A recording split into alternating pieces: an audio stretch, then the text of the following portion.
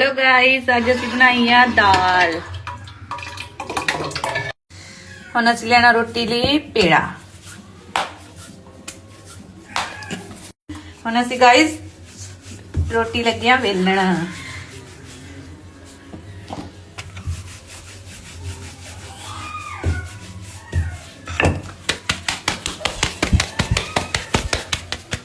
हुण असीं पाती रोटी।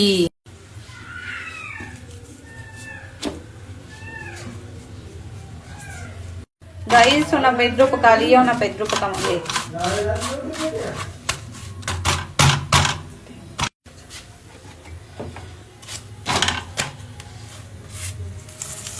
गाइस हुण साडी रोटी पक के तैयार हो गई है। गाइस रोटी हो गई अपनी तैयार, हुण आप लगे खान।